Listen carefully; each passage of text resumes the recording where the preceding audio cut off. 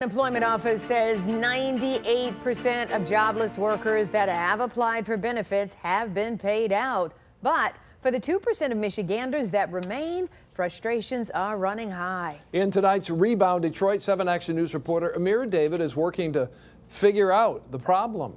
And maybe help some people along the way. Prior to the pandemic, there were around 650 staff members taking calls at the unemployment office. Today, there are more than 2,000. Yet still, we are getting emails at the Rebound Detroit from frustrated jobless workers who say they're not getting paid and not getting answers. One wrong click, many emails with no response back.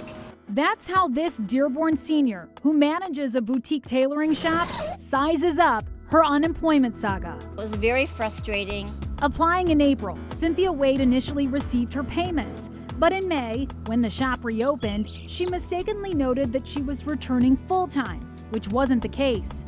That immediately flagged me, and so all of June and July, when I only went back to work part-time, my payment stopped. Ever since then, it has been a relentless quest for a fix. I would call in the middle of the night, never being able to reach anybody on the phone. Welcome to the state of Michigan Unemployment Insurance Agency. Meantime, Alicia Bradshaw facing a similar headache. We are experiencing heavy call volumes. Over 300 times with phone calls. The restaurant worker got approved in April, but before the funds were dispersed, was hit with that notorious stop payment indicator.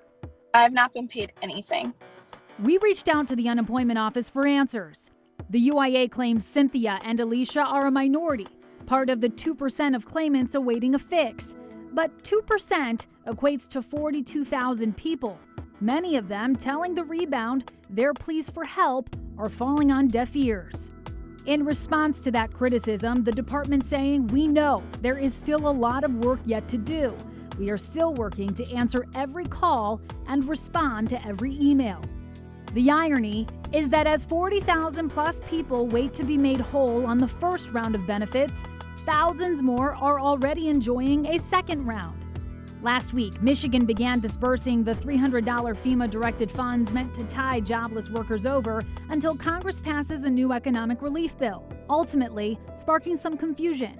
Has the federal government made it clear what happens to the $300 if and when legislation is passed?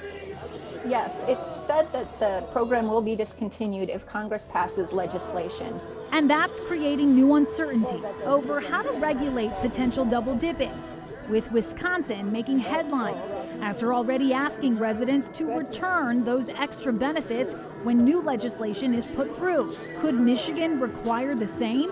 That seems very doubtful to me to be an action that Congress would take, because it is really hard for people who've already spent the money. After working with UIA, we were able to help both Cynthia and Alicia get their benefits. They're relieved they can finally get caught up on some bills. If you've got a question or concern that you need addressed to navigate this pandemic, we want to hear from you. Send us an email, rebounddetroit@WXYZ.com. I'm Amira David, 7 Action News. All right, thank you so much, Amira.